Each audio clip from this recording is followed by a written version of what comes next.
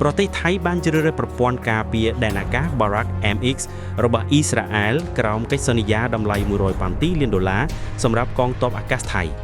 ប្រព័ន្ធនេះរួមបញ្ចូលឧបករណ៍ស្ទាក់ចាប់ដែលមានចម្ងាយ35គីឡូម៉ែត្រ70គីឡូម៉ែត្រនិងរហូតដល់150គីឡូម៉ែត្រដែលរួមបញ្ចូលទៅក្នុងស្ថាបត្យកម្មបណ្ដាញកណ្ដាលកងទ័ពអាកាសថៃបានជ្រើសរើសប្រព័ន្ធការពារដែនអាកាសនិងកាំជ្រួច Barak MX ពី Israel Aerospace Industries IAI ដែលជាផ្នែកមួយនៃផែនការរបស់ខ្លួនក្នុងការធ្វើឲ្យប្រសើរឡើងនូវការការពារមូលដ្ឋានជាតិក្រោមកម្មវិធីប្រព័ន្ធការពារដែនអាកាសរួមបញ្ចូលគ្នា IADS របស់ខ្លួនកិច្ចសន្យាលទ្ធកម្មដែលមានតម្លៃ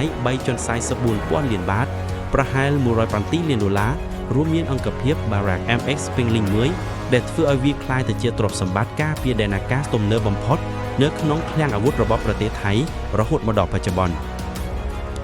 យោងតាមការប្រកាសជាផ្លូវការប្រព័ន្ធ Barak MX ត្រូវបានជ្រើសរើសដើម្បីទប់ទល់នឹងការគំរាមកំហែងតាមអាកាសដែលកំពុងវិវត្ត